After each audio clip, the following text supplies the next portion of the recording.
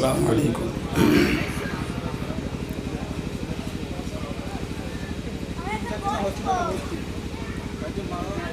नहमदुहु व नुसल्ली अला रसूलिहिल करीम। अम्मा बअदु फ़अऊज़ु बिल्लाहि मिनश शैतानिर रजीम। या अय्युहल्लज़ीना आमनू सल्लु अलैहि व सल्लिमू तस्लीमा। अल्लाहुम्मा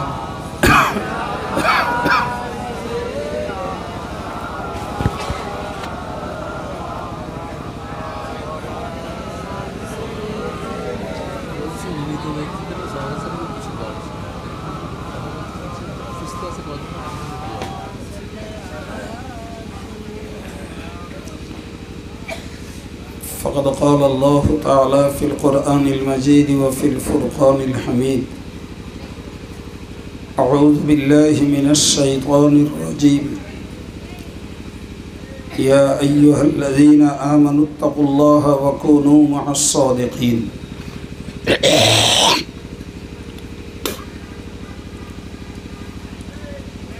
वक़ाल अन्नबिय्यु सल्लल्लाहु अलैहि वसल्लम अलमरउ मअ मन अहब्ब औ कमा क़ाल अलैहिस्सलातु वस्सलाम।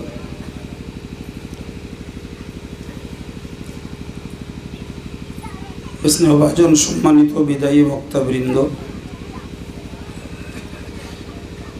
ज्ञान पिपासु दिनदार ईमानदार श्रोतामंडলী, সন্ধ্যা থেকে আমার আগে দুজন কথা বলেছেন, আপনারা শুনছিলেন। আমি সারাদিনের ক্লান্তি দুশ্চিন্তা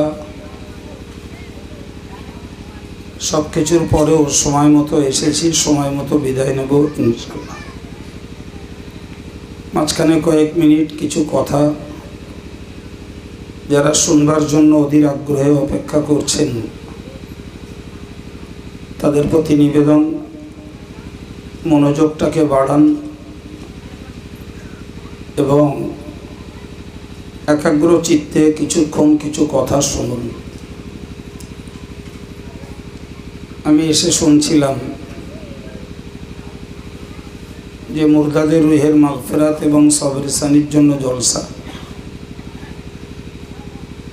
এবং এই পাড়াস্থ কিছু ছেলেরা যারা এই সভার সঙ্গে যুক্ত, তারা বিভিন্ন রোগের কারণে হসপিটালাইজড, অসুস্থ, তাদের জন্য বিশেষ দোয়া।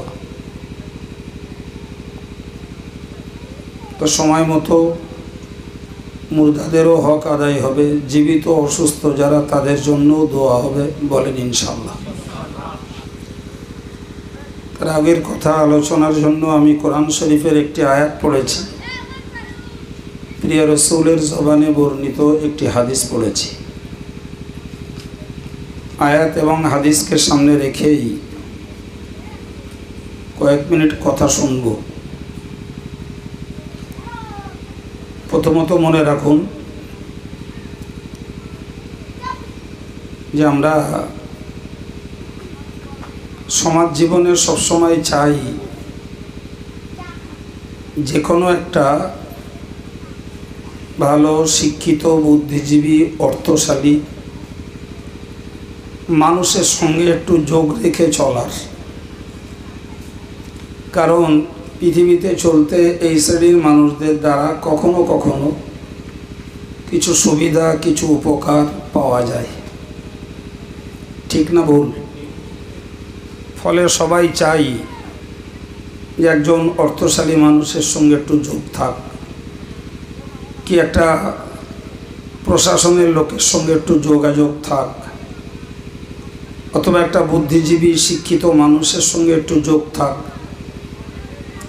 আবার এটাও চাই যে একটা হুজুর শ্রেণীর কোনো মানুষের সঙ্গে একটু গুড রিলেশন, ভালো সম্পর্ক থাক। এই সবগুলোর স্বার্থ হলো সমাজ জীবনে যদি কখনো ঠেকায় পড়ি তো এই জাতীয় ব্যক্তিদের সঙ্গে যাদের যোগ আছে তারা তাদের দ্বারায় কিছু হেল্প পায়, তাই না? কোরআন শরীফে আল্লাহ বলেছেন যে তোমরা ইমানদার যখন, তোমাদের ব্যাপারে তোমরা সজাগ হও, প্রথমত আল্লাহকে ভয় করো। কাকে ভয় করতে বললেন? আল্লাহকে। এটি প্রথম ডিরেকশন, তোমরা আল্লাহকে ভয় করো। এর বিস্তার ব্যাখ্যা আপনারা প্রচুর শুনে রেখেছেন, নতুন করে বলার প্রয়োজন হয় না। আল্লাহর ভয়ের গুরুত্ব, প্রয়োজনীয়তা কতটা আমরা কম বেশি শুনে শুনে নিজেদের একটা মনোবৃত্তি তৈরি করতে পেরেছি। সেই ভয়টাকেই সামনে রেখেই আমাদের ধর্ম আচরণ। সুবহানাল্লাহ বলেন। পরে আল্লাহ বললেন, অকুনু মা'আস সাদিকিন, তোমরা পৃথিবীতে বাঁচতে সত্যবাদীদের সঙ্গী হও। কাদের সঙ্গী? সত্যবাদী। কোরআনের বক্তব্য, সত্যবাদীদের সঙ্গী হও, সত্যবাদীদের সঙ্গ ছেড়ো না। তাহলে আমরা পার্থিব চিন্তায় এক শ্রেণীর মানুষের সঙ্গে যোগাযোগ রাখি, আর আমার আল্লাহ ঈমানওয়ালাদেরকে বললেন, তোমরা আমি আল্লাহকে ভয় করো আর সত্যবাদীদের সঙ্গী হয়ে যাও, তাদের সঙ্গে যোগাযোগ রাখো। সুবহানাল্লাহ বলেন। ভাই, এই সত্যবাদী মানুষ বলতে কারা? এক কথায় বলতে পারা যায়, যারা শরীয়তটাকে পূর্ণ পালন করেন এবং নিজেদের জীবনটা সততা, স্বচ্ছতা, হকের উপরে প্রতিষ্ঠিত রাখেন। তোমরা এই মানুষগুলোর সঙ্গে সম্পর্ক রাখো। তাহলে এ থেকে বুঝতে পারা যায় যে আমাদের চিন্তা ভাবনা এক শ্রেণীর মানুষ, আর কোরআনের চিন্তা ভাবনা আর এক শ্রেণীর মানুষ। ঠিক কি না ভাই? এখন এই দুটোকেই আমাদের একটু মূল্য দিতে হবে। ভাই, বাস্তব সমাজে যখন আমরা সবাই, তাহলে আগে যাদের সঙ্গে যোগাযোগের কথা বলছিলাম, এদের সঙ্গেও আমাদের যোগাযোগ রাখার দরকার আছে। আছে না নেই?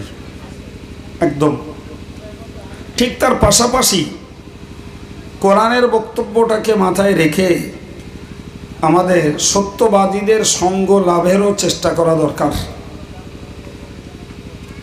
তাহলে ইহকাল পরকাল দুটি কালেই আমাদের জীবনটা সুরক্ষিত হবে আশা করা যায়। ঠিক না ভুল?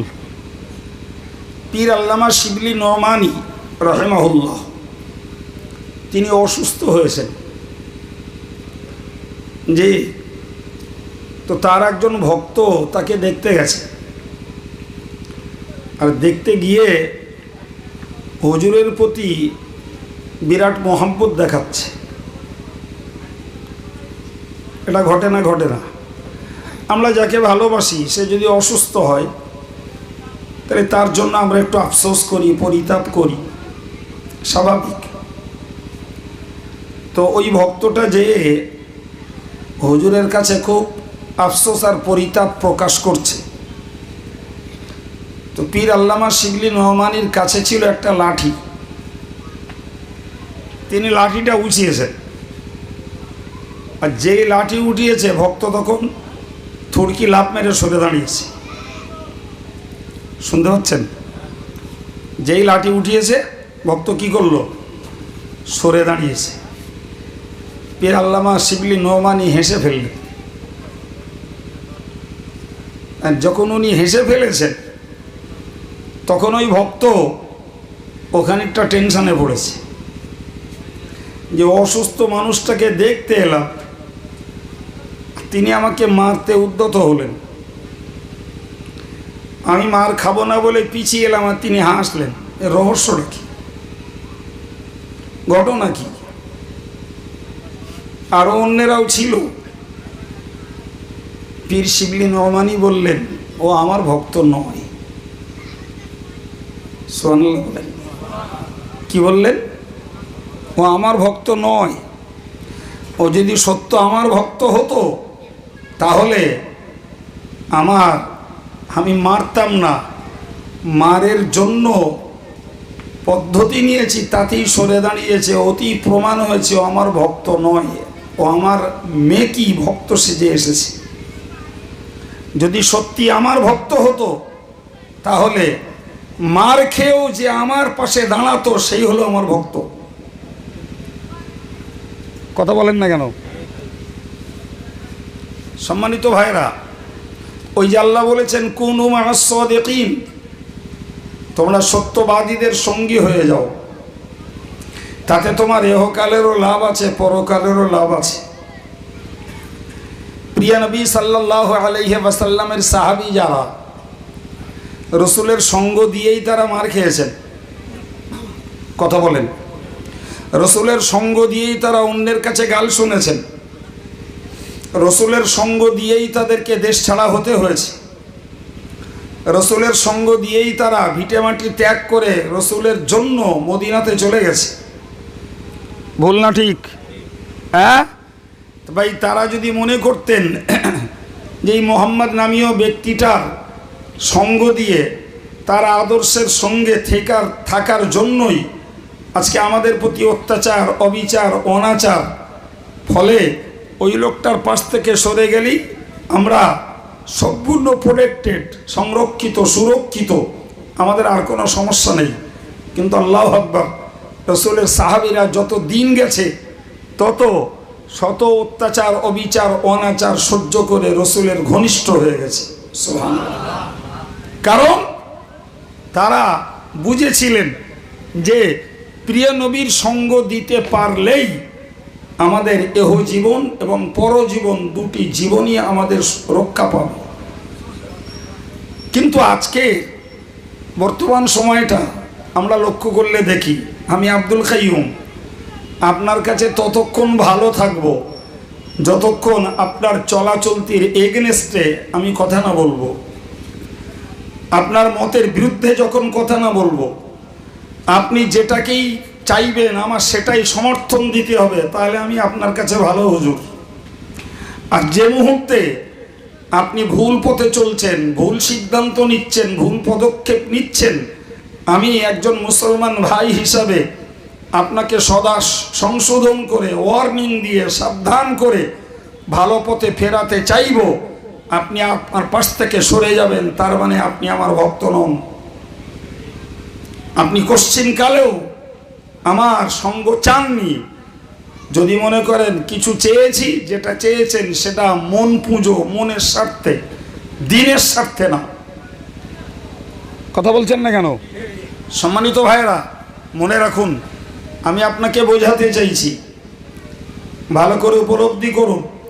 তাহলে আমাদেরকে একটা নীতি নির্ধারণ করতে হবে, সেটি হলো এটাই যে সত্যবাদীর সঙ্গী হব, এর জন্য আমার জীবন চলে যাবে, অর্থ যাবে।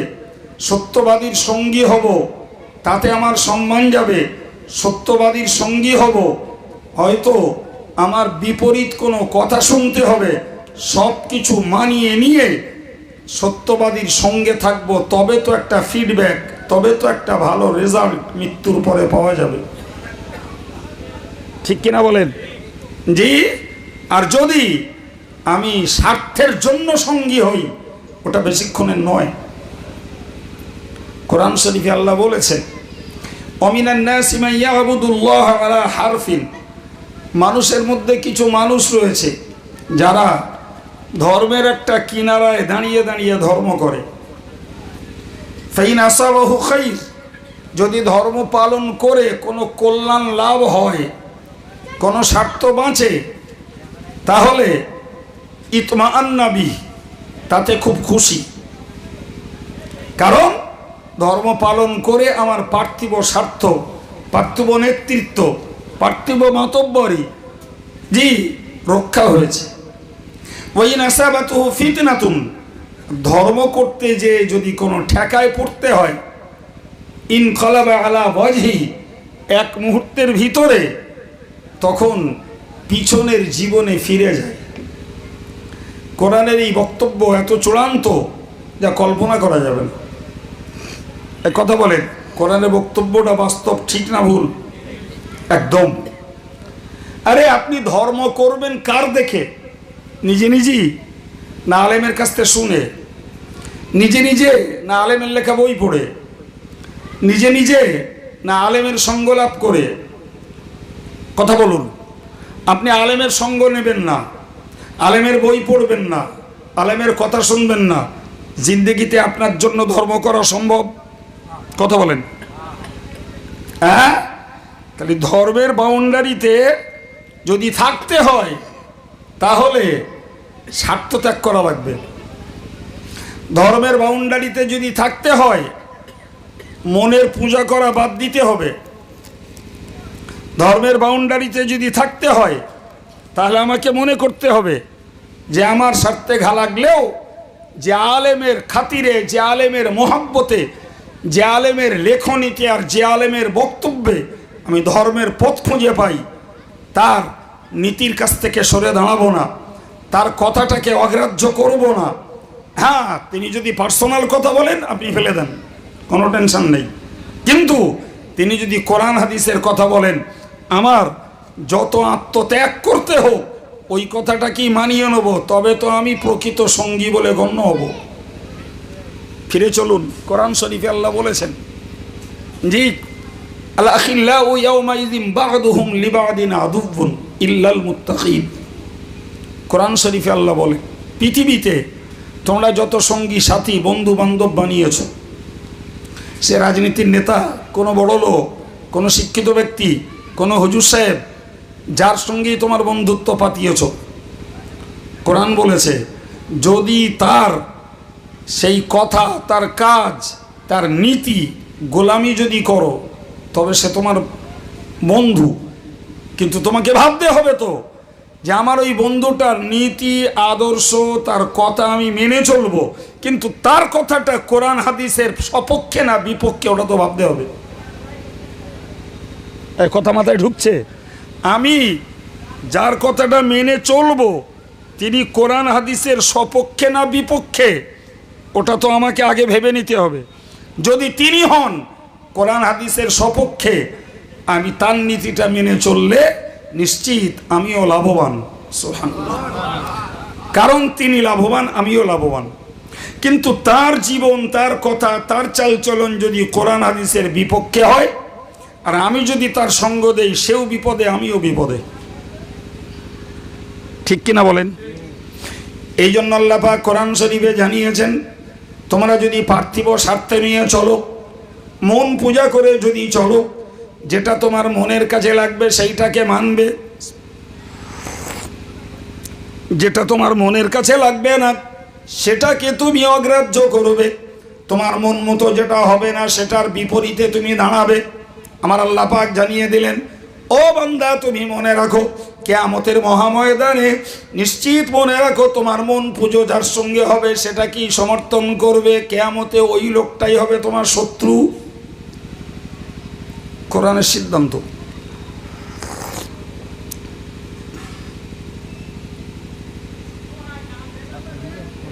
কি পড়লো বুঝতে পারলাম না। আগে পানি পড়েছিল? ও, আমি বলি দোষ আমার ঘাড়ে আসতেছ কিনা। কথা বুঝুন, কোরআন কত চোখ খুলে দিয়েছে আমাদের। যদি তুমি দিনের স্বার্থে বন্ধুত্ব করো, আজও বন্ধু, কিয়ামতেও বন্ধু। সুবহানাল্লাহ।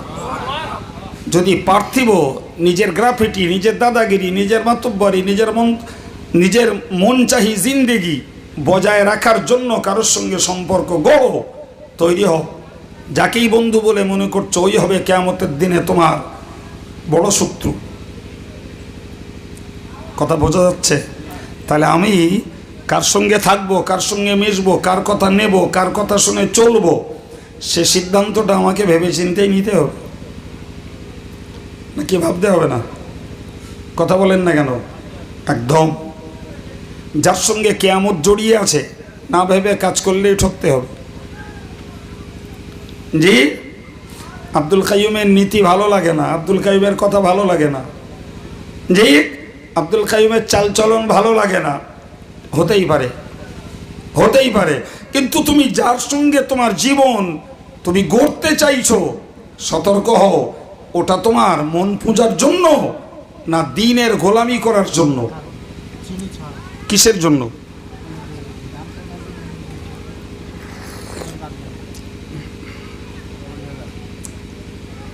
সম্মানিত ভাইরা, কিয়ামতের দিনে মহান আল্লাহ বলেছেন, যদি যার সঙ্গে বন্ধুত্ব করবে সে যদি পরেশগার হয়, যার সঙ্গে বন্ধুত্ব করবে সে যদি খোদাভীরু হয়, যার সঙ্গে বন্ধুত্ব করবে সে যদি হয় শরীয়তের হক পথের পথিক, আমার আল্লাহ পাক স্পষ্ট জানিয়েছেন হাসরের মহাময়দানে ওই হবে তোমার প্রকৃত বন্ধু।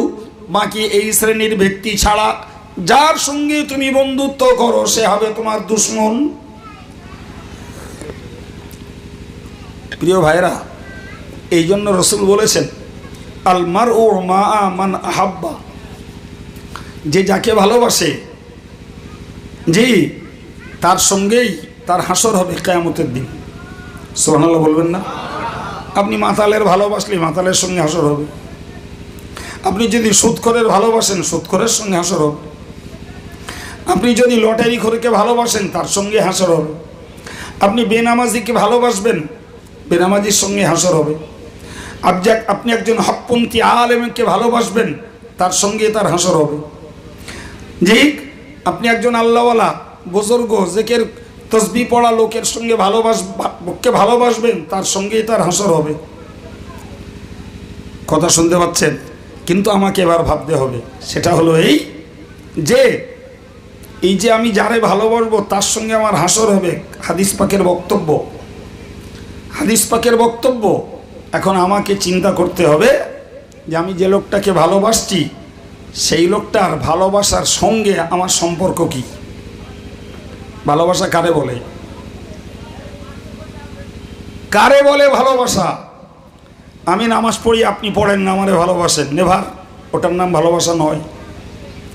আমি রোজা রাখি, আপনি রোজা রাখেন না, আপনি আমারে ভালোবাসার দাবিদার, আমারে আপনি ভালোবাসেন না।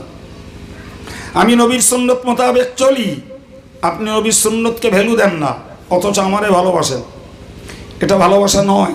আমি পরেশগারিতা করি, আপনি পরেশগারিতা করেন না, অথচ আমারে ভালোবাসেন, আপনার ভালোবাসার দাবি মিথ্যা দাবি।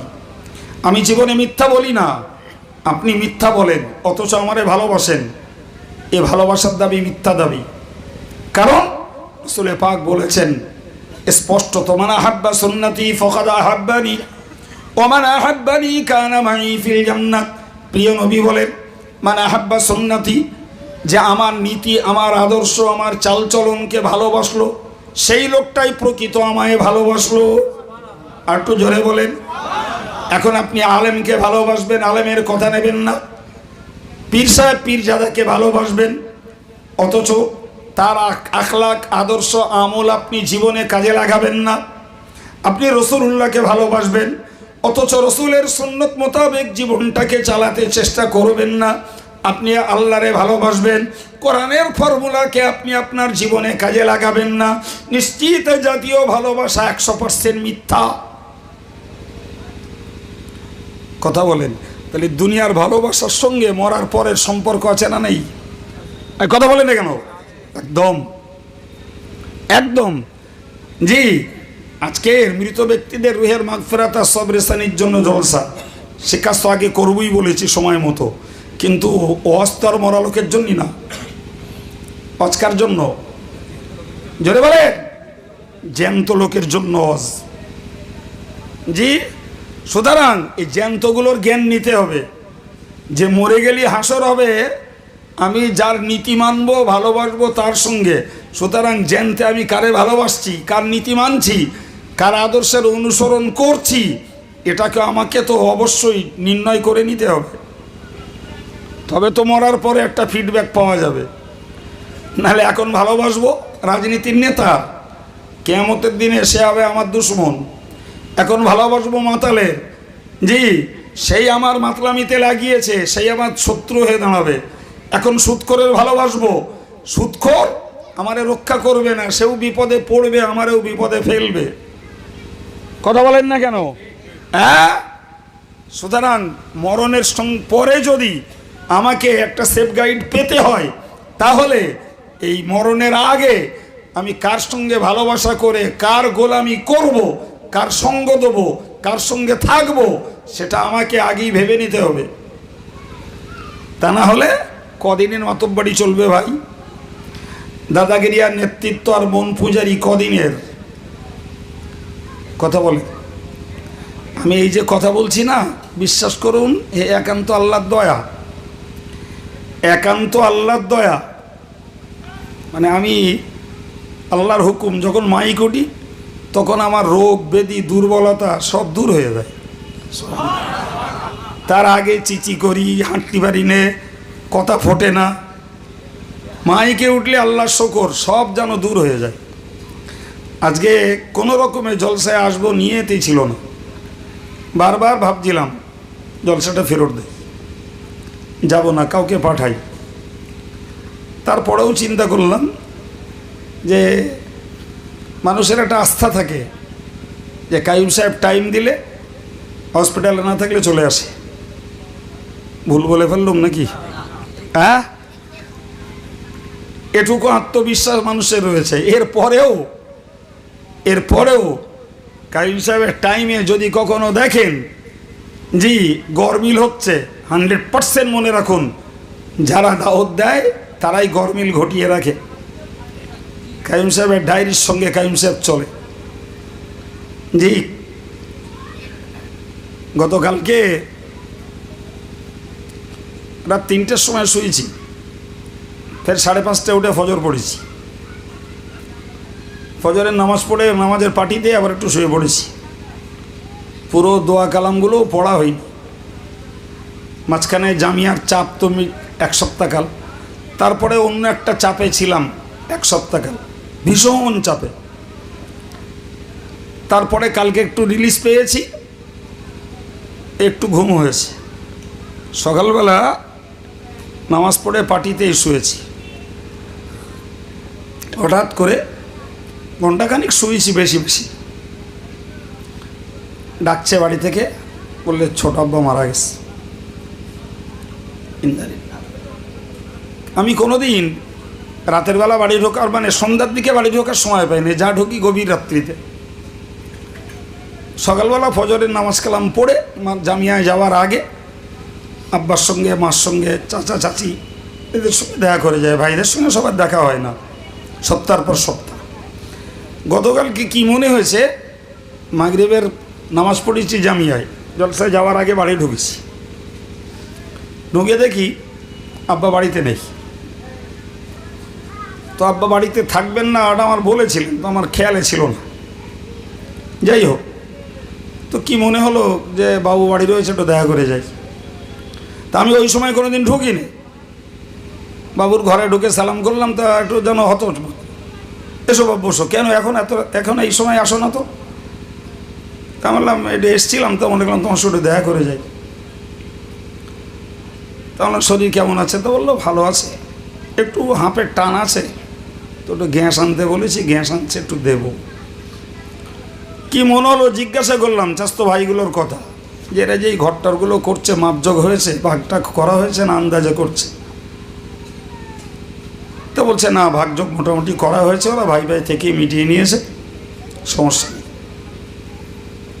তাহলে আমি আসছি, চলে গেলাম। সকালবেলা শুনছি চাচা মারা গেছে।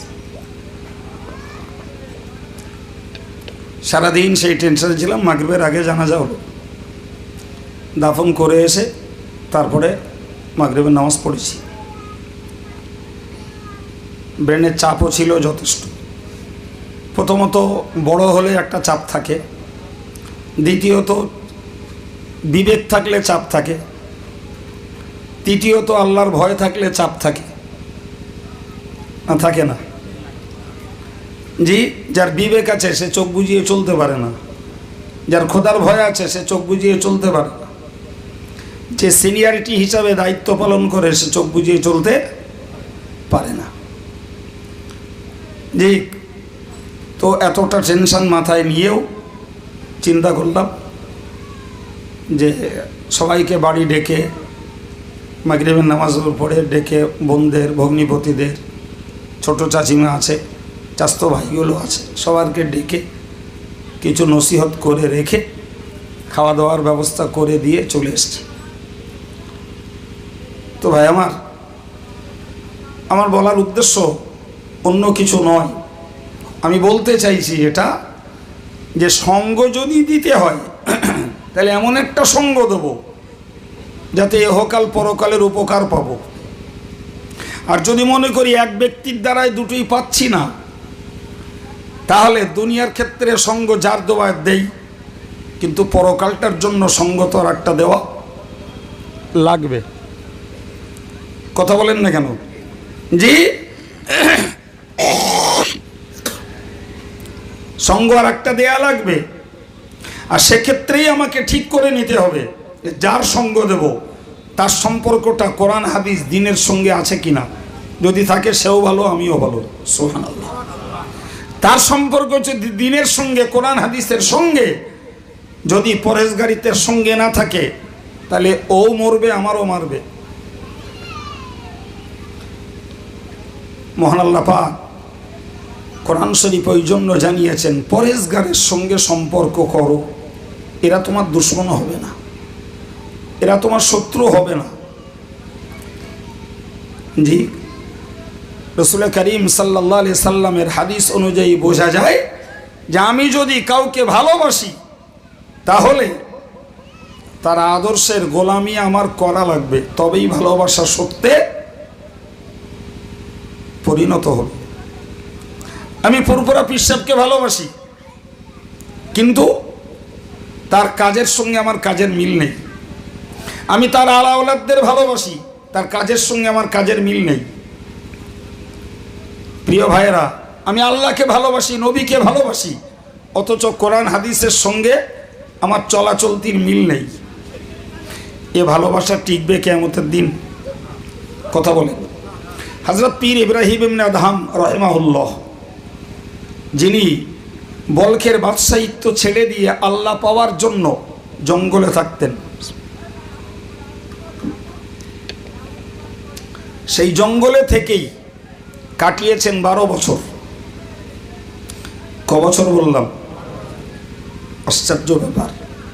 এই 12 বছরের সংসারের সঙ্গে তার কোনো সম্পর্ক নেই। এই 12 বছরে তার লাইফ হিস্ট্রিতে পাপের কোনো লেশ নেই। কি করে থাকবে? জঙ্গলে তো থাকে পশু, আর পশুদের মাঝে মানুষ। কথা বলেন। তো পশুর সঙ্গে মানুষের কোনো আচার আচরণ যোগাযোগের কোনো সূত্র নেই, আছে? তাহলে তার পাপ হওয়ার কোনো জায়গা নেই। মানুষ মানুষের সঙ্গে মিশলে পাপের ভয়, ঠিক কিনা বলেন? মানুষের সঙ্গে চলায় বলায় ব্যবহারে লেনদেনে সমাজনীতিতে রাজনীতিতে অর্থনীতিতে স্লিপ করে মানুষ, ঠিক কিনা? তো পশুর সঙ্গে না সমাজ না রাজনীতি না অর্থনীতি, কোনো লেনদেন নেই, সেখানে আর কেউ নেই। ফলে 12 বছরের লাইফটাতে কোনো পাপের স্পর্শ তার জীবনে নেই। রয়েছে শুধু নিপাট আল্লাহর ইবাদত। নিপাট আল্লাহর ইবাদত, টাইম টু টাইম ফরজ নামাজ, বাকি নফল নামাজ, জিকির তসবিহ দরুদ শরীফ, এই তার কাজ। 12 বৎসর পর কোনো একদিন তিনি এশার নামাজের পরে তন্দার আচ্ছন্ন ঘুম ঘুম ভাব স্বপ্ন দেখছেন, কে যেন একজন তার মাথার কাছে এসে দাঁড়িয়ে আছে, তার হাতে একটা বিরাট খাতা, বড় দফতর। উনি স্বপ্নের ভিতর দিয়েই তাকে জিজ্ঞাসা করলেন, আপনি কে?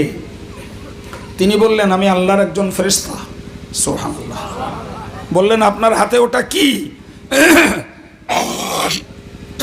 তো বললেন, এতে আল্লাহর প্রিয় বান্দা, আল্লাহর ওলি বান্দাদের নাম লেখা রয়েছে।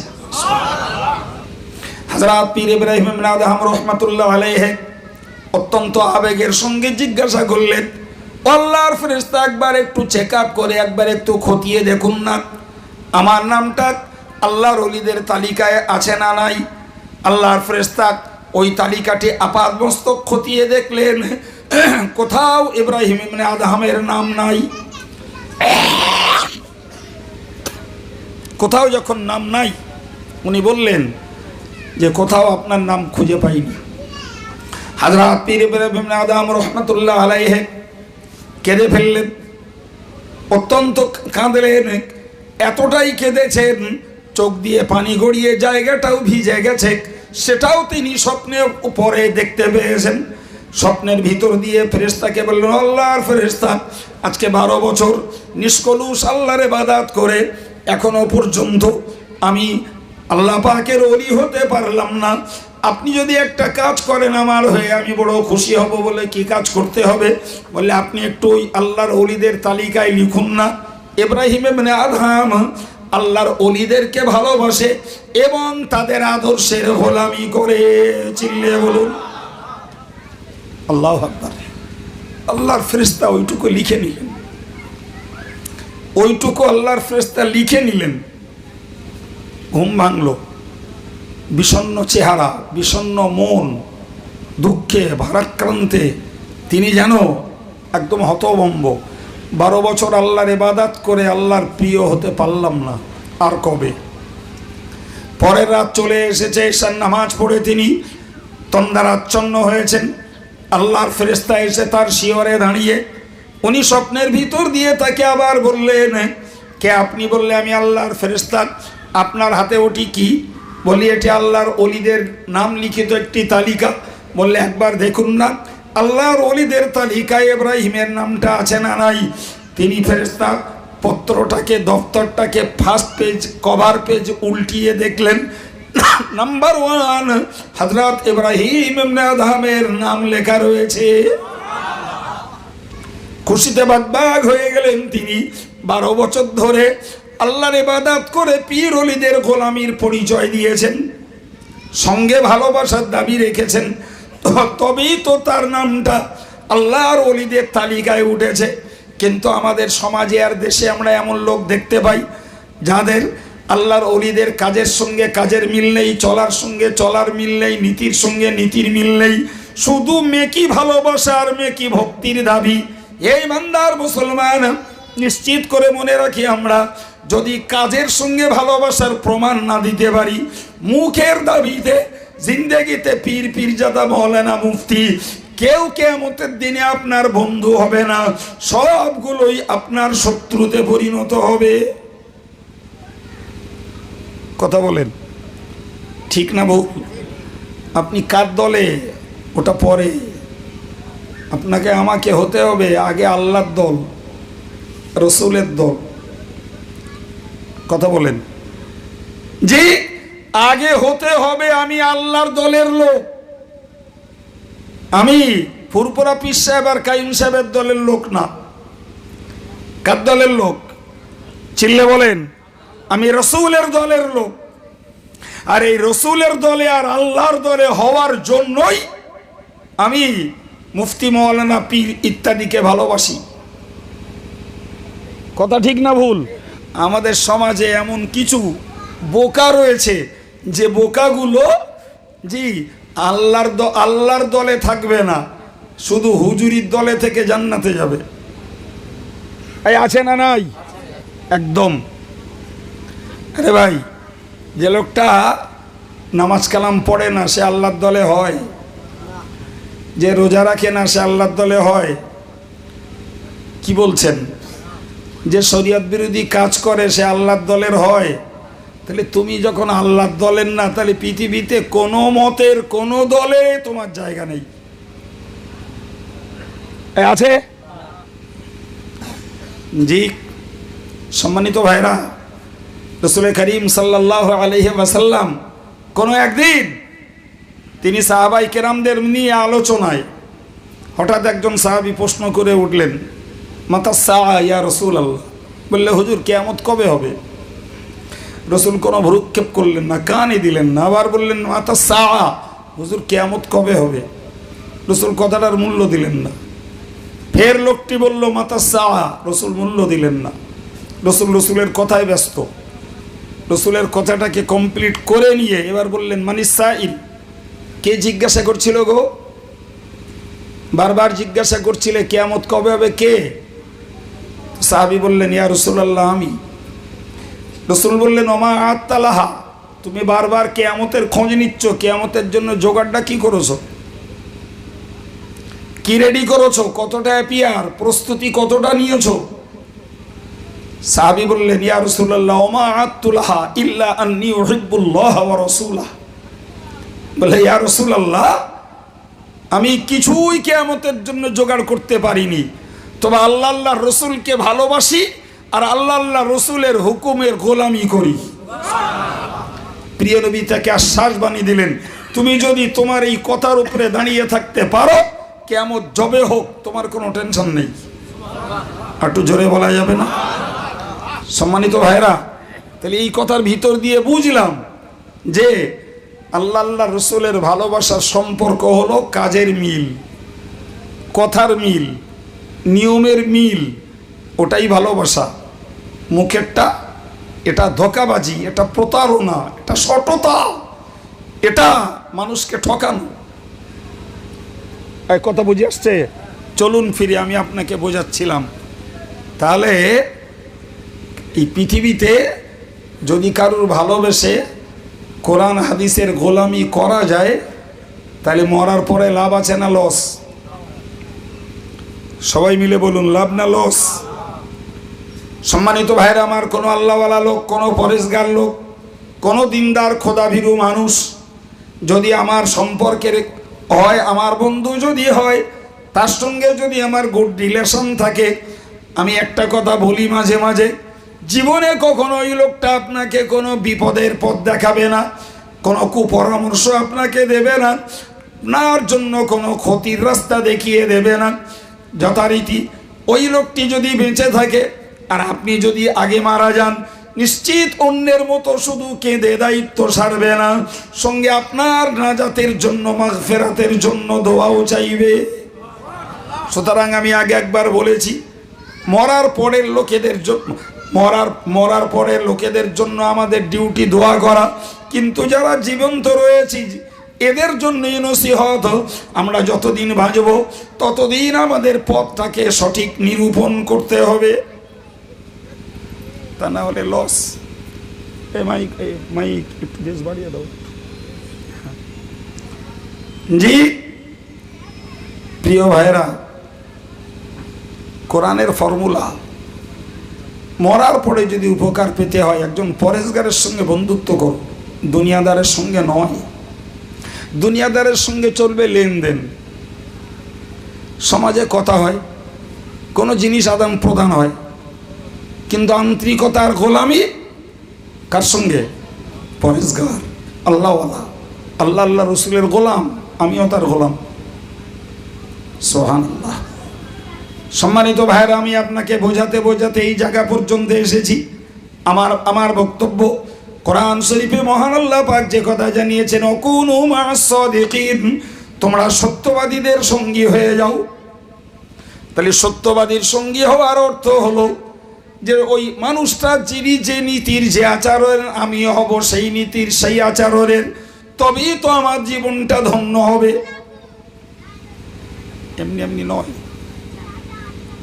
রাসূল পাক বলেছেন, সহিহ বুখারীর বর্ণনা, মান তাসাব্বাহা বিকওমিন ফাহুয়া মিনহুম, যে লোকটা যে জাতির সাদৃশ্য হবে, যে ব্যক্তির সমভাবাপন্ন হবে, যে যার সঙ্গে আন্তরিকভাবে মিলবে, মিশবে, উঠবে, বসবে, খাবে দাবে, আন্তরিকতা বজায় রাখবে, মহান আল্লাহ পাক জানিয়েছেন ফাহুয়া মিনহুম, সে সেই গ্রুপের, সেই দলের অন্তর্ভুক্ত।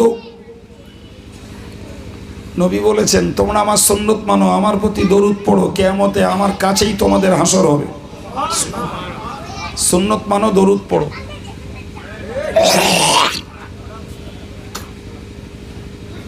সুন্নত মানো, দরুদ পড়ো, আমার সঙ্গে হাসর হবে। সুবহানাল্লাহ। প্রিয় ভাইরা, আমরা জীবনে বহুত শুনে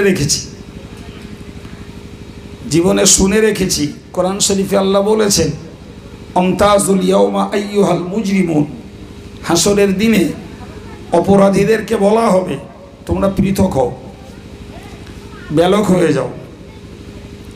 জি, পৃথিবীতে আমরা কত লোক রয়েছি ভাই, সমাজ ব্যবস্থায়, পার্থিব ব্যাপারে আমাদের মাঝে মধ্যে ঝগড়া, মন কষাকষি, তর্ক বিতর্ক হয়ে পড়ে। ধর্মের ব্যাপারে আমরা কেউ খারাপ হই না। কি বললাম বুঝতে পারেননি? ছোটবার বউটা বেপর্দা করে, ধরে নেন আমি ভাসুর, আমি বললে খারাপ হব, করুক গে। জি, বড় ভার বউটা গাল দেয়, আমি বললি খারাপ হব, ওর মুখে গাল দিচ্ছে, দেখে যা, আমি খারাপ হয়ে যাব না। জি, আমার নিজের ভাই একটা নামাজ পড়ে না, আমি বলতে যাব না, বললে ওর কাছে শত্রু হব। আমার প্রতিবেশী আর একজন চাচাতো ভাই, সে অসামাজিক কাজ করে, তার গ্রুপ আছে, আমি যেই বলতে যাব তার গ্রুপ শুদ্ধ আমার বিরুদ্ধে খেপে উঠবে, ফলে ওটা আমি বলতে যাব না। কথা বলেন? কিন্তু আমার প্রতিবেশী যদি 1 বিঘা জায়গা দখল করে, ওর জন্য ঝগড়া কেন, হসপিটালে যেতেও রাজি। কি ও ঠিক না ভুল? হ্যাঁ, কারোর সঙ্গে যদি 100 টাকার হিসাবের গরমিল হয়ে যায়, জি, তার সঙ্গে বুঝপড় করে 100 টাকা যাতে পাই তার ব্যবস্থা নেব। কিন্তু সেই বন্ধুটাই নামাজ পড়ে না, তাকে একবার বলে নামাজে ফেরাবো, এ মনোযোগ আমাদের কম। কথা বলেন? ঠিক বলছি না ভুল বলছি? জি প্রিয় ভাইয়েরা, তাহলে আমরা দুনিয়ার ক্ষেত্রে ঝগড়া বাঁধাই, দিনের ক্ষেত্রে নয়, ধর্মের ক্ষেত্রে নয়। ধর্মের ক্ষেত্রে যার চরকায় সেই তেল দেখ, তার সঙ্গে আমার বিরাট খাতির। কিন্তু কিয়ামতের মহাময়দানে দুনিয়ার খাতিরের কারণে কাছাকাছি নিজে নিজে জায়গা করে নেওয়া যাবে না। যাবে? জোরে বলেন যাবে না? বাবু, বিচারের আগেই সেপারেট করে দেবে আল্লাহ, আলাদা হোক। পীর সাহেবের সঙ্গে খাতির ছিল, এরপরেও সুদ খেয়েছ, এরপরেও গান শুনেছ, এরপরেও লটারি কেটেছ, জি, ও খাতিরের দাম নেই, ব্যালক। ইমাম সাহেবের সঙ্গে সম্পর্ক ছিল, এরপরেও নোংরা রাজনীতি করেছ, চলো ব্যালক। জি, তুমি মুফতি সাহেবের সঙ্গে খাতির রেখেছিলে, এরপরেও হারামের সঙ্গে যুক্ত, ব্যালক। সব আল্লাহ সেপারেট করে দেবে। জি, এখন সেপারেট যখন করে দেবে, গ্রুপ দুটো, একটা হিজবুল্লাহ আর একটা হিজবুল শায়তান। হিজবুল্লাহ যারা তারা ডানপন্থী, হিজবুল শায়তান যারা তারা বামপন্থী। আমি বলছি না, কোরআন বলেছে। আর কেটা হয়তো বলবেন আমরা সেই বাম রাজনীতি করি, তাই বোধহয় বলতেছে না, কোরআন বলেছে। জি, আরশের ডান দিকে যারা, কোরআন বলেছে ওহুম আসহাবুল ইয়ামিন, এরা হলো ডানপন্থী। আর আরশ মহল্লার বাম দিকে যারা, ওহুম আসহাবুস শিমাল, ওরা হলো বামপন্থী। এই দুনিয়ার বামপন্থী না। কেডা আবার চিটগুড় লাগাবেন তা ঠিক নেই, দুনিয়ার বামপন্থী নয়। আরশের ডাইনের গুলোরে আল্লাহ বলেছেন এরা ডানপন্থী, আর আরশের বাম দিকে যারা, তাদেরকে বলেছেন বামপন্থী। কোরআনে বলা হয়েছে এরা আসহাবুল ইয়ামিন, আর এরা হলো আসহাবুস শিমাল। আল্লাহ বলেছেন যারা আসহাবুল ইয়ামিন ওহুম ইয়াদখুলুনাল জান্নাহ, এরা যাবে সব জান্নাতে। সুবহানাল্লাহ কবে? জি, আর যারা আরশের বাম দিকে, কোরআন বলেছে আসহাবুস শিমাল, এরা বামপন্থী, এরা ওহুম ইয়াদখুলুনান নার, এরা সব যাবে জাহান্নামে। সম্মানিত ভাইরা, তাহলে আমাদের মনের দিক দিয়ে তৈরি হতে হবে, আমরা কিয়ামতের দিনে আরশের ডাইনের দলে যাব। সুবহানাল্লাহ বলে। কার দলে? কোন দলে? আরশের ডান দলে। ওদের নাম কি বলেছি? হিজবুল্লাহ। সুবহানাল্লাহ বলে। আল্লাহ বলেছেন উলাইকা হুমুল মুফলিহুন, তারাই হলো সফল কাম। অপরদিকে বাম দিকে যারা, ওরা হিজবুস শায়তান। আল্লাহ বলেছেন উলাইকা হুমুল খাসিরুন, ওরা হলো ধ্বংসশীল। আল্লাহ আমাদের হেফাজত করেন, বলুন আমিন। হাসরের দিনে আল্লাহর আরশের বাম দিকে যেন অবস্থান না হয় আমাদের, আল্লাহর কাছে দোয়া চাওয়া উচিত, আল্লাহ আমাদেরকে আরশের ডান দিকে অবস্থান করার তৌফিক দেন, বলুন আমিন। সম্মানিত ভাইয়েরা, আমার বক্তব্য, তাহলে পৃথিবীতে যতই খাতির রাখি, যতই মহব্বত করি, যাত্রার সঙ্গেই রাখি না কেন, এটা দুনিয়ার সমাজে চলবে, কিন্তু মৃত্যুর পরে আমার জন্য যেমন কেউ নাই, হাসরের দিনে কিয়ামতের মহাময়দানে আমার পৃথিবীর কোনো বন্ধু আমার উপকারে আসবে না, আসবে না, আসবে না, যদি আমি নেককার বন্ধুর গোলামি যদি না করতে পারি। ঠিক কিনা?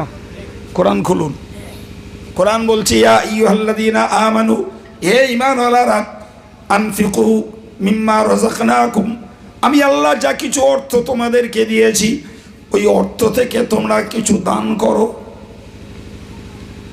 দান করো। মিম্মা রাযাকনাকুম দিয়েছি তো আমি, তোমার টাকা পয়সা জমি জায়গা বাড়ি ঘর সব আমার দেও, আর ওর থেকে কিছু দান করো। মিন ক্বাবলি আন ইয়াতিয়া ইয়াউমুন, ওই দিনটা আসবার আগে, ওই দিনটা আসবার আগে, আল্লাহু আকবার, লা বাইউন ফি, যেদিনে চলবে না কেনা বেচা, ওয়ালা খুল্লাতুন, যেদিনে চলবে না পার্থিব কোনো বন্ধুত্ব, ওয়ালা শাফাআত, যেদিনে চলবে না কারোর জন্য কারোর আল্লাহর অনুমতি ব্যতি রেখে সুপারিশ, চলবে না, কেনা বেচাও চলবে না, বন্ধুত্বও চলবে না, আর নিজের ইচ্ছা মতো কারোর জন্য সুপারিশও করা চলবে না ভাই। আল্লাহ বললেন ওই দিনটা আসার আগে আমার দেয়া অর্থ সম্পদ থেকে আমার রায়ে খরচ করো, ওই হবে সেদিন তোমার বাঁচানোর জন্য ঢাল। সুবহানাল্লাহ। জি প্রিয় ভাইরা, আমি খুব ভালোভাবেই বলতে পারি, পার্সোনালি আমরা অনেক মানুষ আছি যে অর্থ যতটা দান করি ততটা অপ্রয়োজনে খরচ করি, বরং তার থেকেও বেশি। এই কথা বলছেন না কেন? যতটা দান করি অপ্রয়োজনে তার থেকেও বেশি খরচ করি। জি, তাহলে একটা ব্যক্তিকে যদি আমি একজন ধর্মের ব্যক্তিত্ব হয়ে ইসলামী ইনস্ট্রাকশন যদি একটা ব্যক্তিকে দিতে যাই, ক্যারেক্টার অফ ইসলাম, ইসলামের চরিত্র যদি একজনকে বোঝাতে যাই, তাহলে 100% আমাকে বলতে হবে যে তুমি পয়সা থেকে দান করো, পয়সা থেকে মসজিদে দাও, দরিদ্রের সেবায় দাও, পয়সা থেকে পয়সার অভাবে পড়তে পারে না তাদের পড়ার সহযোগিতা করো, পয়সার অভাবে চিকিৎসা করতে পারে না তাদের হেল্প করো। জি, পয়সার অভাবে কন্যাদায়গ্রস্ত পিতা কন্যা নিয়ে টেনশন ফিল করছে, তাকে সহযোগিতা করো কন্যাকে পাত্রস্থ করার জন্য। খবরদার, পয়সা কখনো তুমি অপচয় করো না। কথা বলেন, অপচয় করলে তোমার জন্য জাহান্নামের কারণ হবে। আর পয়সা দানে খরচ করলে রাসূল স্পষ্ট বলেছেন, as-সাদাকাতু জান্নাতুল লিন-নাস। জি, সাদাকা দান মানুষের জন্য জাহান্নামের আগুন থেকে বাঁচার ঢাল হবে। সুতরাং একটা ব্যক্তি যেমন, একটা ভালো পরেজগার আল্লাহওয়ালা ব্যক্তি যেমন আমার সঙ্গী, আমার বন্ধু, নিশ্চিত করে মুসলিম সমাজকে মনে রাখা দরকার, জি আপনার দানটাও আপনার একটা চরম পরম সেদিনের বন্ধু। সুবহানাল্লাহ। রাসূল স্পষ্ট বলেছেন যে ইত্তাকুন নারা ওয়ালাউ বিশিক্কি তামারা, তোমরা জাহান্নামের আগুন থেকে বাঁচতে চেষ্টা করো। কিছুই যদি তোমার না থাকে, একটা খোরমার অংশ তুমি দান করো, ওইটুকুর বিনিময়ে জাহান্নামের আগুন থেকে আল্লাহ তোমায় বাঁচিয়ে দেবেন। সুবহানাল্লাহ। তাহলে এ থেকে বোঝা যায় দানও একজন মাইয়েতের জন্য বন্ধু হয়। কথা বলেন ভাই। হাদিস পাকে এসেছে রাসূল করিমের দরবারে একজন ভদ্র মহিলা আসতেন, যে মহিলাটার এই হাত পঙ্গু, হাতে কোনো শক্তি নেই, তিনি রাসূলের দরবারে আসতেন। তো একদিন আম্মা জান আয়েশা সিদ্দিকা রাদিয়াল্লাহু আনহা ওই মেয়েটাকে ডাকলেন, ডেকে বললেন যে তোমার এই হাত পঙ্গু কেন? বলতেই মেয়েটি কেঁদে ফেলল। বলতে মেয়েটি কেঁদে ফেললো।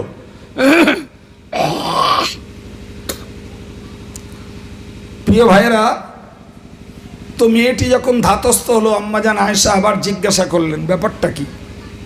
বলছে আমার এই হাতটা পঙ্গু হওয়ার একটা করুণ কাহিনী আছে। বললে কি? বলে দেখুন, আমার আব্বা ছিলেন খুব দাতা, আব্বা ছিলেন খুব দাতা, আর আমার মা ছিলেন খুব কৃপণ, কখনো দান করতে চাইতেন না। তো আমি স্বপ্ন দেখছি কিয়ামত শুরু হয়েছে।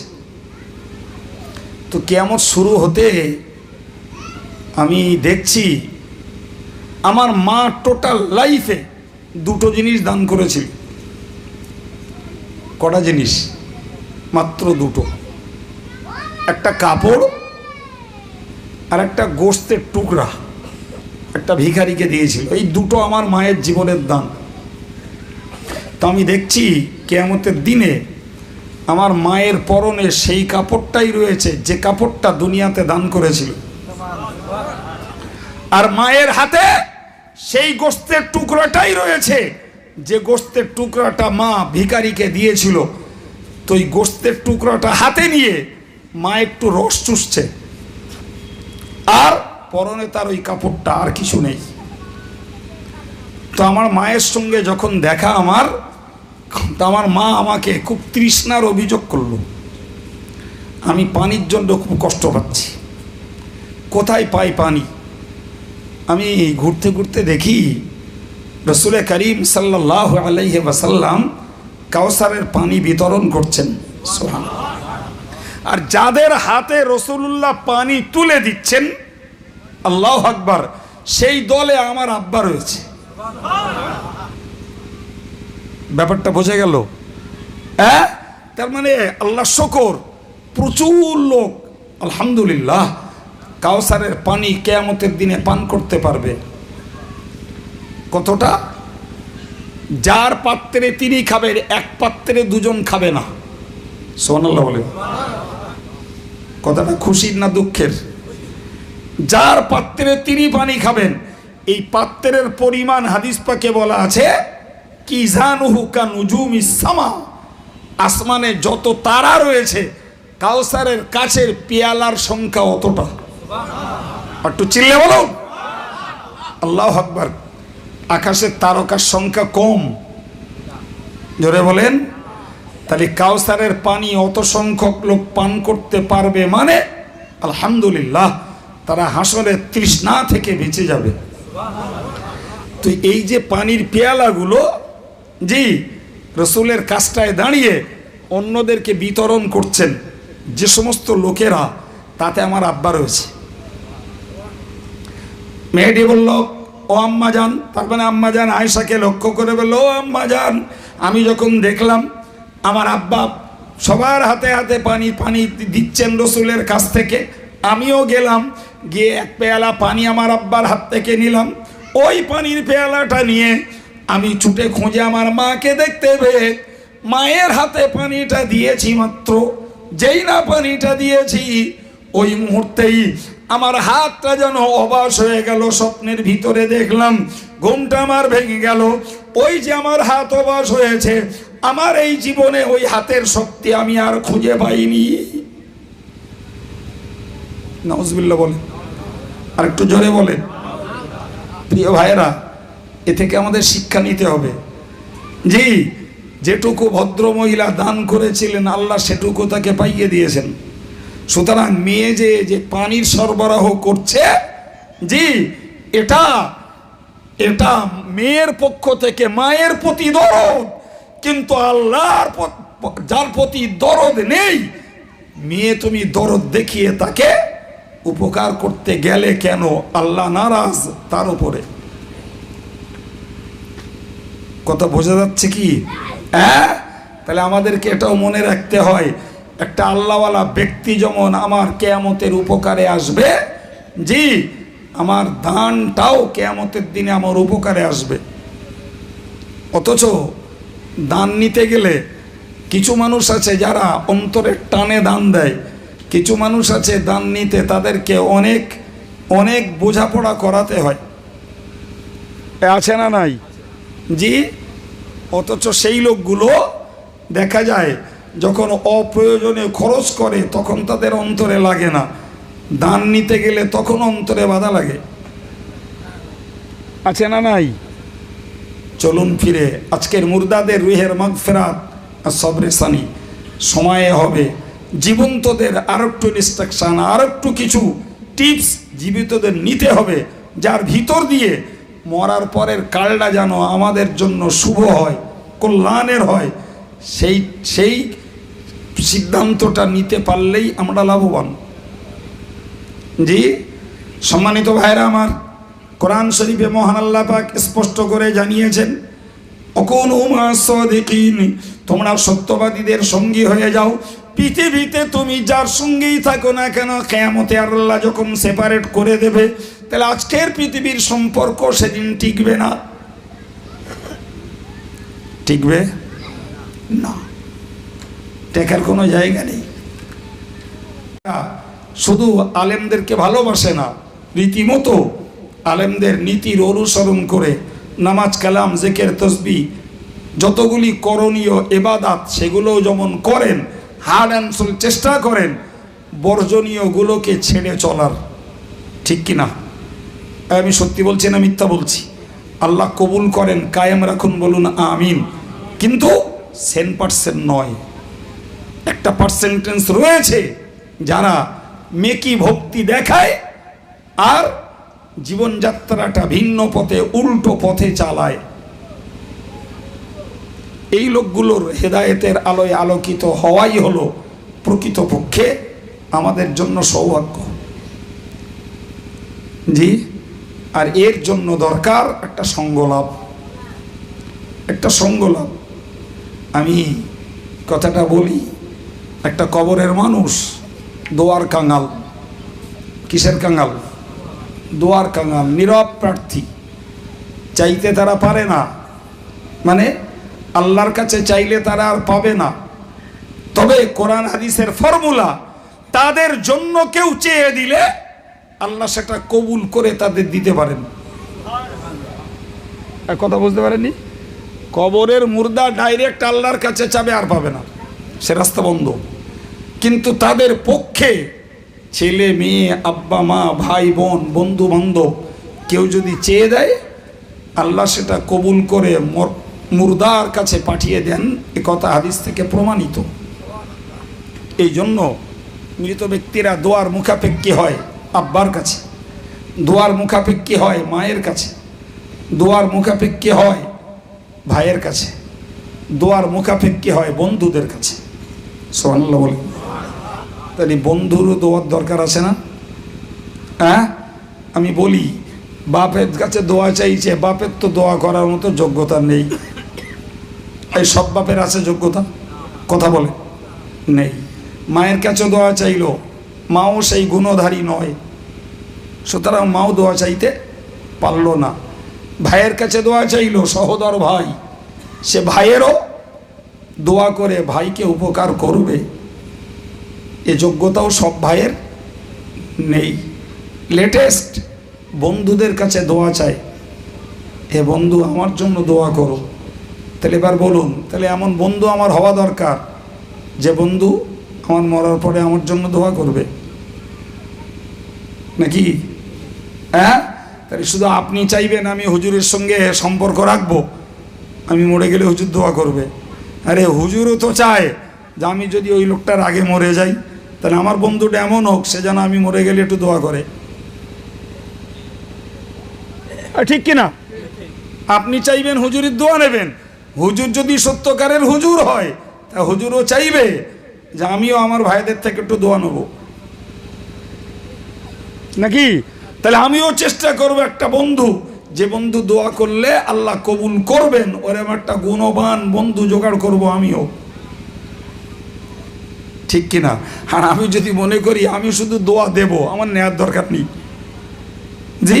আর আপনি মনে করলেন আমি একটা হুজুর ধরেছি, সে শুধু আমার জন্য দোয়া করবে, তাহলে দেখো কতদূর যাওয়া যায়, হবে ভাই? হবে? হবে না। দোয়া সবার জন্য দরকার, সবার জন্য দোয়া দরকার। প্রিয় ভাইরা, তো আমি আপনার কাছে চাইছি, কোরআন হাদিস বলল বন্ধুর কাছে দোয়া চাইবে মুর্দা। আল্লাহু আকবার। তাহলে আমার বন্ধু যদি দোয়া করার যোগ্য হয়, আলহামদুলিল্লাহ, আমার কপাল ভালো, আমার কপাল ভালো। জি, বিশ্বাস করুন, মনে দুঃখে বলছি যে আমাদের এমন বন্ধু রয়েছে, দোয়া করা তো দূরের কথা, কবরের পাশ দিয়ে চলে যাবে, একটু সালাম করে যাবে, এই যোগ্যতা, এই মানসিকতাটাও প্রচুর বন্ধুদের নেই।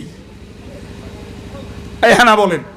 দোয়া করতে হবে না, দোয়ার প্রসেসিং জানি না, ধরে নিলাম। সবরেসানি করতে পারি না, ধরে নিলাম। তো সালাম করতে পারে না, এরাম মুসলমান তো নেই। কথা বলেন না কেন? আছে তো। কবরের পাশ দিয়ে যাওয়ার সময় একটু বলে যাবে, এটা আমার সেই বন্ধুর কবর, আসসালামু আলাইকুম, এইটুকানি বলে চলে যাবে। জি, তো ওইটুকানি বললেই তো মুর্দার জন্য দোয়া হবে। হবে না? হবে না? আসসালামু আলাইকুম মানে কি? আল্লাহ তোমার প্রতি শান্তি দেন। ও জীবন্তর জন্য দোয়া করলে যা মানে, জীবন্ত মৃতের জন্য দোয়া করবে একই মানে। সুবহানাল্লাহ বলুন। তাহলে একটা জীবন্ত ব্যক্তি কবরের পাশ দিয়ে যাওয়ার সময় যদি বলে যায় আসসালামু আলাইকুম, জি, পরের আরবিগুলো সে আর জানি না, ধরে নিলাম, শুধু ওইটুকুনো বলেছে, নিয়ে তার আমার প্রতিবেশী, আমার বন্ধু বান্ধব, কি আমার আব্বা মা, আমার পাড়ার লোকেরা এই কবরটায় শুয়ে আছে, সাপোজ আমি ওদের নিয়েতেই বলছি যে তোমাদের প্রতি শান্তি হোক। এটারও কবরের মানুষের উপকার আছে না নাই? আল্লাহু আকবার। ভাই, কোনো মহিলার স্পেশালি কবর জিয়ারত করতে যাওয়া নিষেধ। যদিও আমাদের দেশে বেশ কিছু পীর ভক্ত আছে, তারা কেউ ফুরফুরায় যায়, কেউ আজমিরি যায়, কেউ সেই সারহান শরীফে যায়। এই কথা বলেন, ঠিক বলছি না ভুল বলছি? জি, তবে আমি যতটুকু জানি রাজবেড়িয়ার লোকেরা যায় না বলে জানি, আমার অগোচরে কি তা বলতে পারবো না। তবে প্রচুর আমার এলাকার লোকেরা বউদের নিয়ে যায়। কোথায়? না আজমিরি যাচ্ছি। কোথায়? না আজমিরি যাচ্ছি, ওই সঙ্গে একটু পাঞ্জাবে যাব, সারহান শরীফে মুজাদ্দিদ আল ফেসানির মাজার জিয়ারত করতে যাব। ঠিক আছে, চলো। জিয়ারত মুস্তাহাব, পর্দা ফরজ। মুস্তাহাব জিয়ারত করতে যেয়ে ফরজ পর্দা শেষ। এক গাড়িতে বসে চললো, তাতে যত পরপুরুষ ভরপুর। কথা বলেন, উনি তো একজনার না দুজনার? কজনার? উনি তো একজনার, বাকি আরো 56টা সিট রয়েছে, ওগুলো কাদের? ও কি তোমার? জি, এত নির্বোধ এ জাতি। সত্যিটা বললেই এদের ব্রেন অ্যাকসেপ্ট করবে না, বিরোধিতায় মেতে উঠবে, সমালোচনায় মেতে উঠবে। জি ভাইরা আমার, তাহলে আমি আজমিরি যাই, আর সারহান শরীফে যাই, আর ফুরফুরা শরীফে যাই। জি, মেয়েদের কবর জিয়ারত করার অনুমতি ইসলাম দেয়নি, বরং স্পষ্টত বলেছে লানাল্লাহু যায়িরাত। জি, যারা কবর জিয়ারত করে এদের প্রতি আল্লাহর লানত। ইভেন ভাই, যারা হজ করতে যায়, যে সমস্ত মেয়েরা, আল্লাহ বেহেতার জানে, আমি তাদের ব্যাপারে গভীর সমালোচনা করব না, তবে হালকা করে এতটুকুই শুধু বলছি, যেটা শরীয়তের অবমাননা হচ্ছে। জি, মেয়েরা মদিনায় যায়, জানেন, যখন মেয়েদের টাইম দেয়, টোটাল এরিয়া সব বিরাট মোটা ত্রিপল দিয়ে ঢেকে দেয়, একদম রসুলের মাজার থেকে শুরু করে মসজিদের ভিতরে একদম আলাদা করে পুরো ঘেরে দেয়। তা ভাই, তার মধ্যে যা চড়ুই পাখির মতন কিচিরমিচির করে, তাতে মনে হবে যে সব নেজানো তো বাড়ির কথা, যেগুলো বাড়ি করে হলো সেগুলো খেয়ে করে বাড়ি যাচ্ছে। এই শুনতে পাননি? আরে যে জায়গাটা ঘিরে দেয় ওটা মসজিদে নবাবির ভিতরে, মসজিদে গেজর গজর করা যায়? হ্যাঁ, তাতে আবার মেয়ে সন্তান। জি, আর মসজিদে নবাবির পূর্ব গায়ে রসুলের মাজার, এত নবী, এদের গজর গজর আর কিচির মিচির রসুল্লাহ বাকায়দা শুনতে পাচ্ছে। সে তো বড় জোর বলা যায় 3 হাতের ডিস্টেন্স, তার বেশি হবে না। কত বললুম? 3 হাত। মানে মসজিদে নবাবির পূব দিকের দেওয়াল থেকে রসুলের মাজার স্টার্টিং 3 হাত হবে। জি ভাইরা আমার, তাও রসুলের মাজার মদিনাতে, রসুলের মাথা পশ্চিম দিকে। কোন দিকে? কোন দিকে বলেন? হ্যাঁ, রসুলের মাথা পশ্চিম দিকে, পা পূব দিকে, চেহারা দক্ষিণ দিকে। চেহারা কোন দিকে বললাম? এটা পশ্চিম তো এখানে। জি, রসুলের মাথা এইদিকে, পা এইদিকে, চেহারার দক্ষিণ দিকে। কারণ মদিনা থেকে কাবা শরীফ দক্ষিণ দিকে। সুবহানাল্লাহ। প্রত্যেকটা মাইয়েতকে আমরা কি করি? তাদের চেহারা কোন দিকে ফেরাই? মাটি দিয়ে। সুবহানাল্লাহ বলেন। কোন দিকে ফেরাই? কেবলামুখ।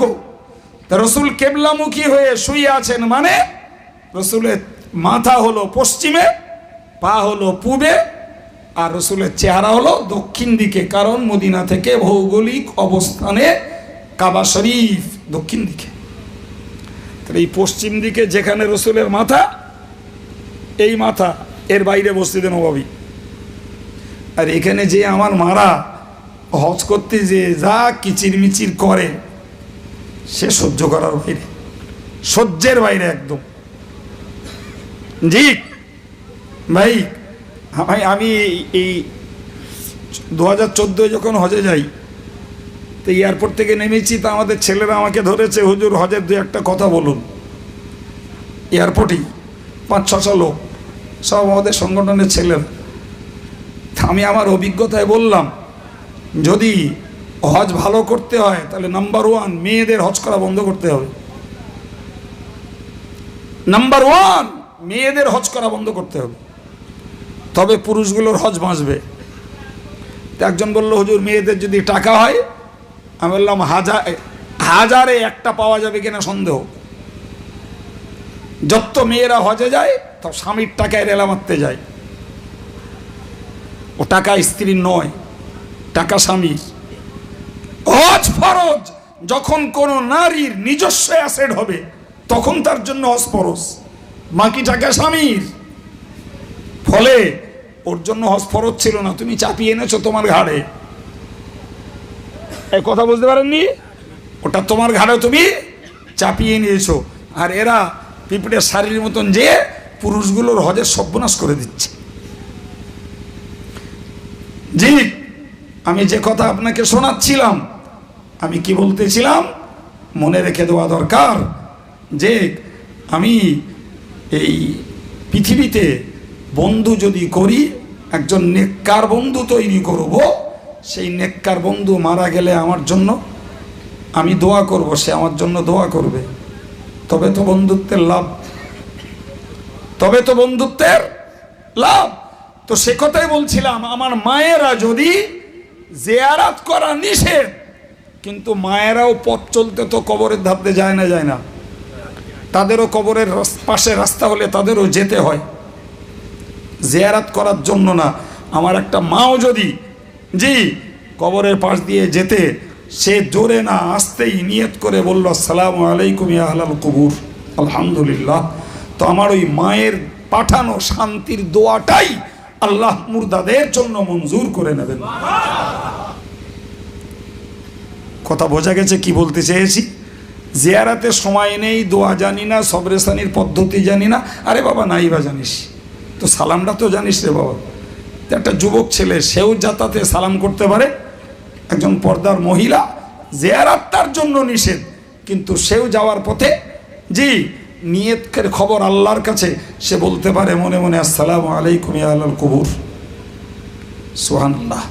তবে তো মরা লোকগুলোর জন্য শুধু আনুষ্ঠানিক দোয়া হবে না, বরং মুসলমানরা যদি এই আমলটা করতে থাকে, তাহলে আনুষ্ঠানিক পদ্ধতি, প্যান্ডেল, মঞ্চ, তাবাররুক, হুজুরির নজরানা, এসব অ্যারেঞ্জমেন্ট কিচ্ছু করতে হবে না। এই একটা আমল করলে আমাদের মরা লোকগুলোর উপকার হবে না? হবে না? আল্লাহ আমাদের বোঝার তৌফিক দেন, জোরে বলো না আমিন।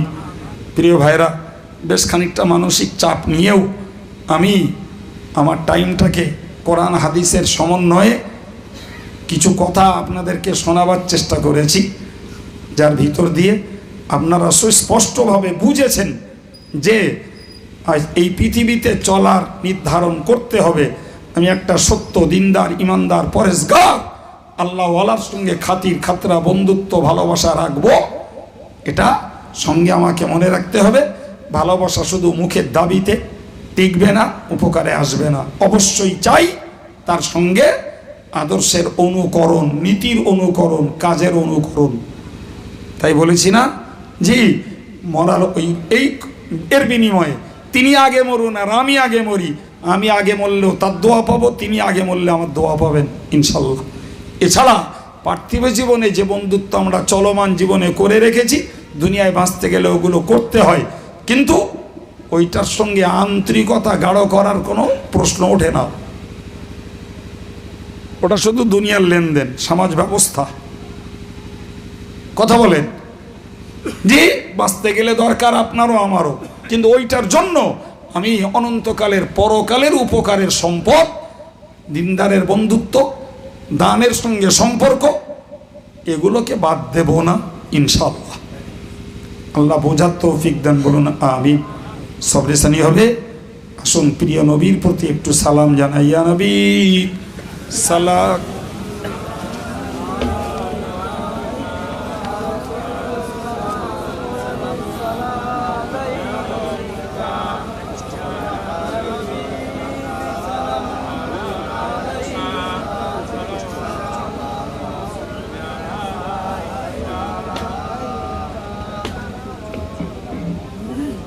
आप सुल्ताने मदीना महबते वहियो सकीना नूर से मामूर सीना मिश्क से बेहतर पसीना या नबी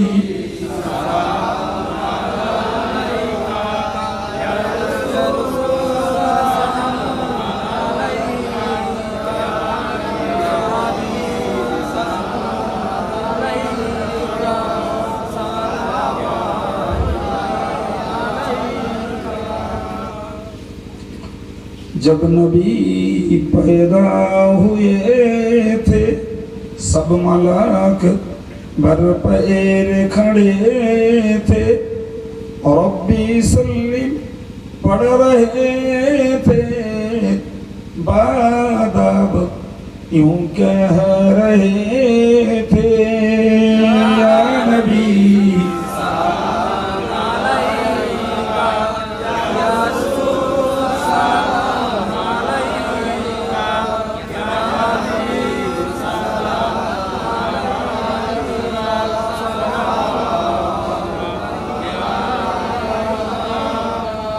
लाए जो ईमान तुम पर क्यों ना दे ओह जाने तुम पर मेहरबान खुदाया तुम पर खल्क सब कुर्बाने तुम पर या नबी सलाम अलैका या रसूल सलाम अलैका या हबीब सलाम अलैका सलावतुल्लाहि अलैका या रब्बी सल्लि व सल्लिम दाइमन अबदा अला खैर खल्क़ि भेजा रब मेरे दुरूद व सलाम बरगुज़ीदा नबी पर आपने मदाम बलगल उला बिकमालिही कशफत दुजा बिजमालिही हसनत जमीउ खिसालिही सल्लु अलैहि व आलिहि अल्लाहुम्मा सल्लि अला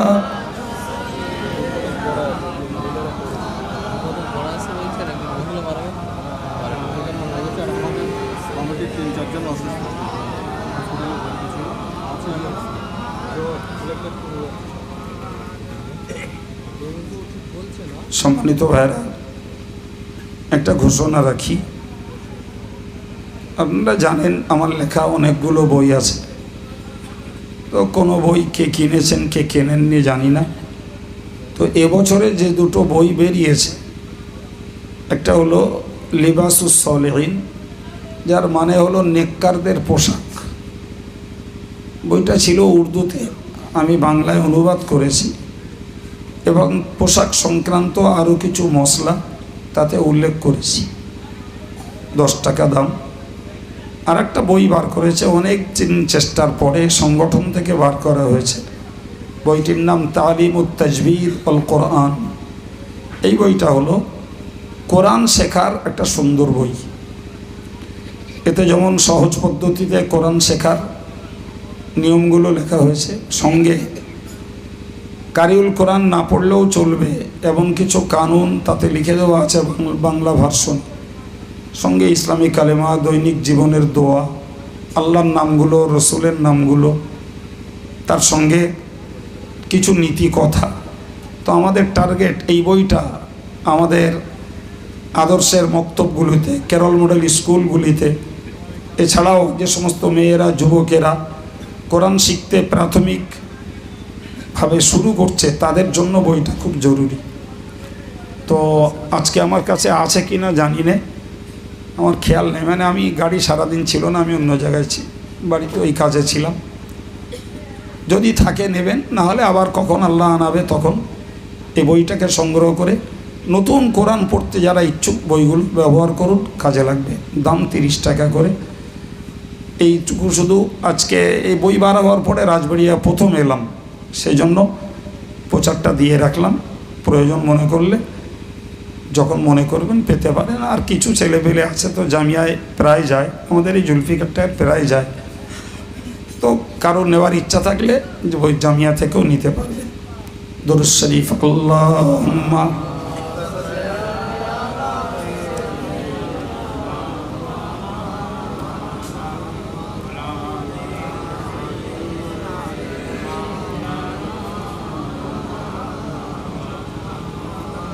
اللهم آمين. الحمد لله رب العالمين والصلاة والسلام على سيد المرسلين وعلى آله وصحابه أجمعين. মেহেরবান আল্লাহ, আমরা তোমার গুনাহগার বান্দা বান্দি, বারবার হাত উঠাই, বারবার গুনার জন্য মাফি চাই। দয়াময় আল্লাহ, তুমি মেহেরবান, তোমার দোয়ার থেকে আমাদেরকে তাড়িয়ে না দিয়ে আমাদের জিন্দগির সকল গুনাহকে তুমি মাফ করে দাও। আল্লাহ, মুর্দাদের রুহের মাগফিরাত এবং সবরে সানি তৎসহ জীবিতদের হেদায়েতের উদ্দেশ্যে আজকের এই আলোচনার মজলিস আল্লাহ তুমি মেহেরবানি করে কবুল করে দাও। শুরু থেকে পর্যন্ত আমরা যা কিছু আলাপ আলোচনা করেছি, বেয়াদবি মাফ করে তুমি কবুল করো। সবরে সানির জন্য 2 খতম কোরআন শরীফ তেলাওয়াত করা হয়েছে, জবানের ভুলকে তুমি ক্ষমা করে কবুল করে নাও। আল্লাহ, আমরা মাঝে মাঝে তসবিহ পড়েছি, নবীর দরবারে সালাম পাঠিয়েছি, দরুদ পড়েছি, আল্লাহ তুমি কবুল করো। মেহেরবান আল্লাহ, এসবের বিনিময়ে সন্তুষ্ট হয়ে জেনে কি তুমি নসিব করো সর্বাগ্রে মোদের প্রাণ প্রিয় রসুলের পাক রূহের সওয়াব বকশিশ করে দাও। আল্লাহ, হুজুরের আলা ওলাদ আজওয়াজে মুতাহহারাত, সাহাবায়ে কেরাম, তাবিঈন, তাবা তাবিঈন, পিরানে তরিকাত, বুজুর্গানে দ্বীন, হুজুরদের রূহে সওয়াব পৌঁছে দাও। तमाम দুনিয়ার জেন ইনসান ঈমান নিয়ে যারা পরলোকগত সকলের রূহের সওয়াব তুমি পৌঁছে দাও। 4 মাযহাবের ইমাম, 4 তরিকার ওলিয়ে কামেল হুজুরদের রূহে সওয়াব পৌঁছে দাও। খাস করে ফুরফুরা শরীফের দাদা হুজুর কিবলা তার আলা ওলাদ তার খলিফা হুজুরদের রূহে সওয়াব পৌঁছে দাও। আল্লাহ, বসিরহাটের আল্লামা হুজুর দরগাহপুরী সাহেব, হামিদি সাহেব, সরসিনা পীর সাহেব, কালিয়ানি সুফি সাহেব, হাফেজ সাহেব হুজুর কিবলা হুজুরদের রূহে সওয়াব তুমি পৌঁছে দাও। আল্লাহ, কাঙাল বেশে, কাঙালিনী বেশে 2টি করে হাত যারা উঠিয়েছে, আমাদের আব্বা মা, দাদা দাদি, নানা নানি, ভাই বোন, বিবি বাচ্চা, আমাদের পরিবারের যে বা যারা কবরে চলে গেছেন, আল্লাহ ইমানের উসিলায় তাদের জিন্দগির গুনাহগুলোকে তুমি মাফ করো। আল্লাহ এর সওয়াব তাদের রুহে বকশিশ করে কবর জীবনকে তুমি দয়া করে শান্তির বানিয়ে দাও। আল্লাহ খাস করে যারা ঈমান নিয়ে আমল নিয়ে পরহেজগারিতা নিয়ে গোটা জীবনটা কাটিয়েছেন, আল্লাহ মেহেরবান তুমি আযাবুল কবর থেকে পূর্ণ রক্ষা করে জান্নাতি সুখ কবরে তুমি জারি করে দাও। রব্বুল আলামিন আজকের এই মাহফিল যে মুর্দাদের উদ্দেশ্যে আয়োজিত, যাদের সবরে সানির জন্য খাস নিয়ত করে খতমে কোরআন করা হয়েছে, আল্লাহ এর মোকাম্মল পূর্ণাঙ্গ সওয়াব তাদের রুহে তুমি দয়া করে বকশিশ করে দাও। আল্লাহ তাদের রুহে তুমি দয়া করে বকশিশ করে দাও। রূহগুলোকে তুমি ইল্লিনে জাগা দাও। আল্লাহ এই সওয়াবের বিনিময়ে কবরগুলোকে বাগে জান্নাত তুমি দয়া করে বানিয়ে দাও। ও দয়াময় আল্লাহ, কার কতক্ষণ হায়াত তুমি ছাড়া কেউ জানে না। মৌতের পূর্বে আল্লাহ তওবার সুযোগ তুমি দয়া করে নসিব করিও। গুনাহ থাকতে তুমি কাউকে মোহ দিও না আল্লাহ। রব্বুল আলামিন তোমার রসুলের সন্তোষজনক আমল নিয়ে মরার তৌফিক দান করিও। দয়াময় আল্লাহ, তোমার দরবারে মিনতি করি আল্লাহ, যতদিন বাঁচিয়ে রাখো হক পথে ইজ্জতের সঙ্গে তুমি হেফাজত করো। বিপদ দিলে ধৈর্য দাও, রোগ দিলে তুমি সুস্থতা দান করো। আল্লাহ মেহেরবান, তোমার দরবারে খাস করে মিনতি করি আল্লাহ, মেহেরবানি করে আল্লাহ এই কমিটির যে সমস্ত ছেলেরা যে কোনো রোগী আল্লাহ তারা হসপিটালে চিকিৎসাধীন, এই মজলিস থেকে তাদের জন্য দোয়া চাই। আল্লাহ তুমি তাদেরকে সুস্থ করে দাও। আল্লাহ যাদের ঘরের বাচ্চা সুস্থ করে তাদের ঘরে ফিরিয়ে দাও। আল্লাহ রব্বুল আলামিন তাদের গুনাহগুলোকে মাফ করিয়ে আল্লাহ রোগের কারণে তাদেরকে সুস্থ পবিত্র জীবন তুমি দয়া করে ফিরিয়ে দাও। রব্বুল আলামিন আল্লাহ তোমার দরবারে বিনতি করি আল্লাহ, এই মজলিসে কোনো হাফেজ রয়েছে, আলেম রয়েছে, আল্লাহ নেককার মানুষেরা রয়েছেন যার হাত তোমার কাছে মঞ্জুর হয়, সেই ওসিলা করে আল্লাহ আমাদের মুর্দাদের জন্য দোয়া কবুল করো। যে মহিলায় কয়েকদিন আগে ইন্তেকাল করেছেন আল্লাহ তার রুহেও সব বকশিশ করো। আল্লাহ জীবিত যারা হসপিটালে তাদেরকে সুস্থতার জন্য দোয়া আল্লাহ কবুল করেন।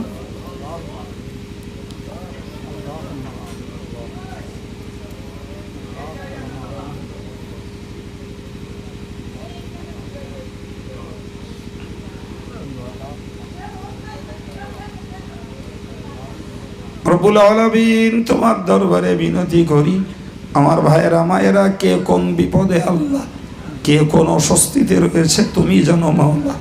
তোমার দরবারে বিনতি করি আল্লাহ, ব্যক্তি জীবনে, পারিবারিক জীবনে, সামাজিক জীবনে যার যা মনের কষ্ট, যার যা অশান্তি অস্বস্তি রয়েছে, তোমার পাক দরবারে মিনতি করে সাহায্য চাই আল্লাহ। তুমি আমাদের মনের অশান্তি অস্বস্তিকে দূর করে দিয়ে শান্তির জীবন তুমি দয়া করে ফিরিয়ে দাও। হালাল রোজগারে বরকত কায়েম রেখে সংসারের সঙ্গে সকলকে ধর্মের মহব্বত আর ধর্ম আচরণ করে মরার তৌফিক নসিব করিও। মাহফিলের উসিলা করে এর দাতা, সহযোগী, খাদেম, শ্রোতা সকলের জন্য তোমার কাছে মিনতি, আসমানি জমিনি দানবী মানবী বালা থেকে ঘরে বাইরে রক্ষা করো। রব্বুল আলামিন এ ওসিলা করে আমাদের নেক মনোবাঞ্ছা তুমি পূরণ করে দাও।